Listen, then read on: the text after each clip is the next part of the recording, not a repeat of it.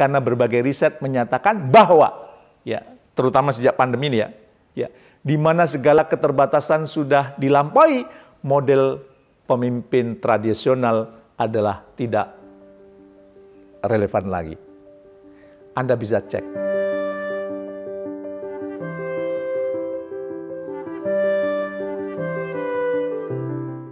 Assalamualaikum warahmatullahi wabarakatuh.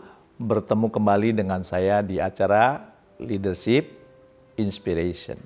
Semoga Anda semakin sukses, semakin mulia. Pada video kali ini saya mulai dengan pertanyaan. Menurut Anda, benarkah bahwa pemimpin itu melayani? Mungkin sebagian Anda ada yang kurang setuju. Masa sih saya disamakan dengan pelayan? Sebagian lagi bisa jadi setuju karena alasan tertentu. Tahukah Anda, dalam konteks kepemimpinan dikenal istilah servant leadership, alias kepemimpinan yang melayani. Jadi, yang namanya seorang pemimpin, ia tugasnya melayani. Ada sebuah quote menarik dari PT Hoekstra, ya, susah dikenal ya, diingat ya. Kepemimpinan sejati adalah para pemimpin yang menyadari bahwa mereka melayani orang yang mereka pimpin. Pandangan ini tentu saja mendobrak modal kepemimpinan tradisional, di mana pemimpin berada pada hierarki yang tertinggi dari suatu organisasi. Pemimpin tradisional mengandalkan arahan dan instruksi. Sedangkan model servant leadership sebaliknya, sudut pandang yang diyakini adalah keberadaan karyawan yang berada di atas, ya, sementara sang pemimpin justru di bawahnya. Menarik nih kelihatannya ya. Mungkin sebagian Anda merasa tidak biasa, ya. Padahal ketika kita ingat-ingat kembali, peran pemimpin diantaranya adalah memberdayakan dan meningkatkan kapasitas anggota timnya. Disinilah peran servant leadership yang dimaksud. Mereka berorientasi pada orang, lebih banyak memberikan dukungan dibandingkan memerintah, menampilkan kerendahan hati, bukan otoritas, serta selalu mencari peluang pengembangan bagi anggota timnya.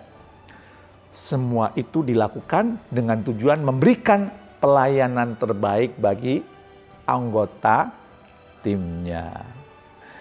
Robert Greenleaf, ya, sebagai pencetus pandangan ini menyebutkan bahwa banyak pemimpin yang sebenarnya memiliki hasrat dan motif di dalam dirinya untuk melayani orang lain. Dan aspirasi inilah yang menjadi dasar dari konsep servant leadership. Pernah dengar istilah ini? Sampai di sini, mari kita bayangkan seberapa jauh kita memiliki keinginan untuk melayani orang-orang di sekitar kita.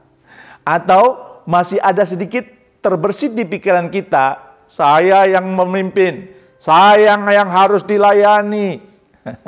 Ada seperti itu? Iya. Ya, kalau ada segera bertaubat. Berarti ada mindset yang perlu sedikit demi sedikit kita geser.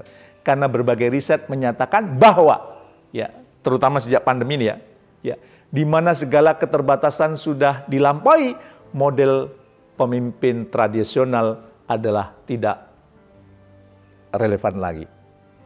Anda bisa cek. Pelan-pelan renungkan, apalagi untuk pekerja dengan usia muda. Masih efektifkah ketika kita gunakan gaya tradisional ketika kita memimpin? Memerintah, instruksi, satu arah, otoriter. Rasa-rasanya tidak juga ya. Malah mungkin yang terjadi anggota tim kita lama-lama bisa kabur semua alias resign ya dari pekerjaannya.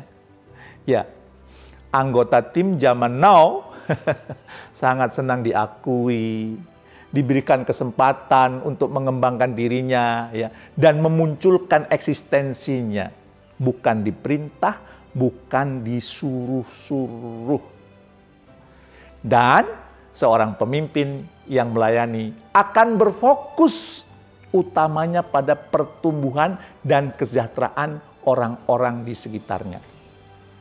Anggota tim, rekan kerja, bahkan komunitas atau masyarakat. Dia selalu berpikir bagaimana saya bisa melayani, bagaimana saya bisa menumbuhkan mereka, bagaimana saya bisa meningkatkan mereka, bagaimana saya bisa meningkatkan kapasitas mereka.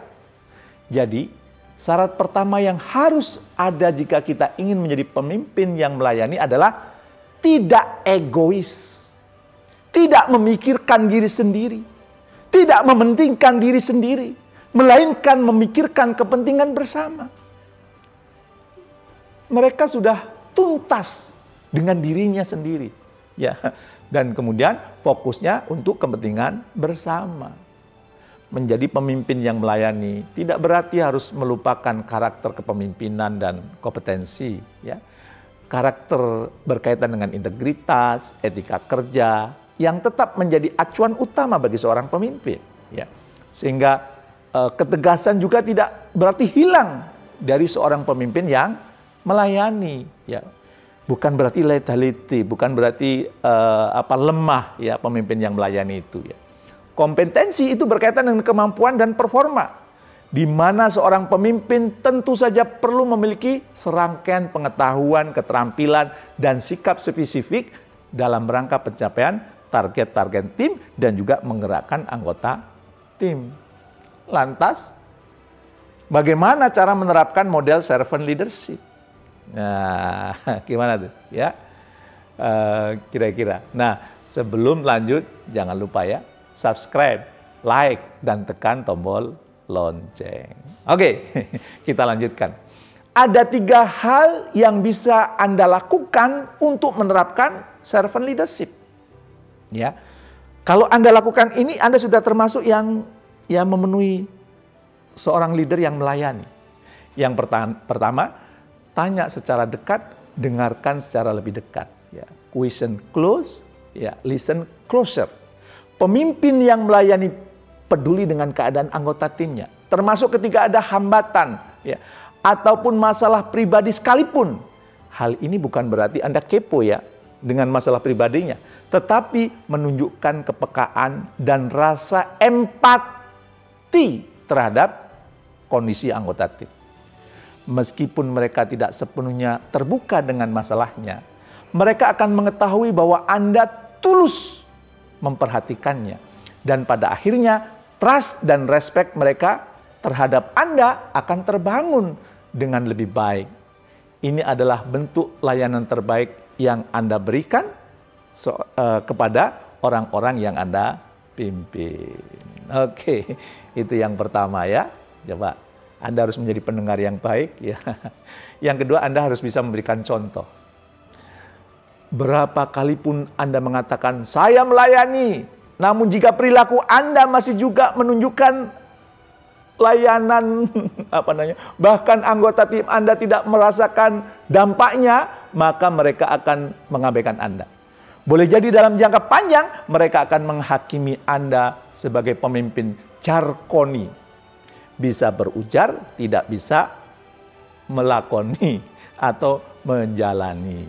Oleh karena itu, kita menghadapi situasi krisis, tunjukkan respon yang tepat sehingga anggota tim Anda akan melihat sendiri bahwa Anda mampu, ya, mempertahankan sikap tenang. Anda selalu mengingatkan untuk bersyukur, menampilkan kehangatan dan keakraban dalam situasi sehari-hari. Jika ada peristiwa menyenangkan yang mereka alami, Anda akan sampaikan selamat. Ini yang lebih akan diingat oleh anggota tim, ya. Kata dan perilaku Anda layak dicontoh oleh mereka. Nah, Anda akan termasuk orang yang memenuhi sebagai servant leadership. Ketiga, petakan peluang pengembangan anggota tim. Mari bayangkan salah satu anggota tim Anda mencapai kinerja yang sangat memuaskan dan mendapatkan reward. Bagaimana rasanya?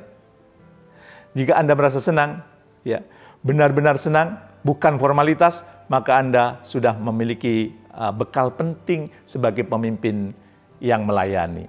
Ya, Anda happy, Anda senang karena anggota tim Anda berprestasi. Anda dapat mendukung pertumbuhan orang-orang yang Anda pimpin dengan terus mengenali kekuatan dan kelemahan mereka, serta melakukan upaya-upaya untuk mendorong mereka mengembangkan diri tiada henti, menjadi orang yang terus belajar. Pemimpin yang melayani itu selalu berpikir bagaimana mengembangkan anggota timnya agar terus bertumbuh. Ia melahirkan orang-orang hebat di sekitarnya.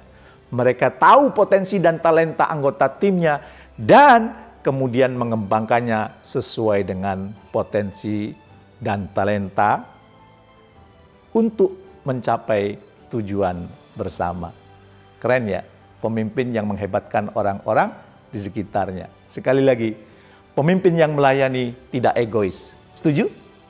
Pemimpin yang melayani itu lebih banyak mendengar dan memahami kondisi tim, layak menjadi contoh dan selalu mengembangkan anggota timnya. Apakah ketiga hal tersebut ada pada diri Anda? Apabila menggunakan skala 1 hingga 10, di mana nilai 1 adalah belum dan 10 sudah sangat melekat kepada diri Anda, kira-kira berapa skor servant leadership Anda? Kira-kira berapa? 2, 3, 4, 5, 6, atau bahkan ada yang sudah 10. Para leader, tetaplah menjadi pemimpin yang benar-benar memimpin dengan mempraktekkan servant leadership mulai hari ini juga. Siap? Semoga video ini menginspirasi Anda. Jangan lupa share ke sebanyak-banyaknya orang. Terima kasih. Salam sukses mulia.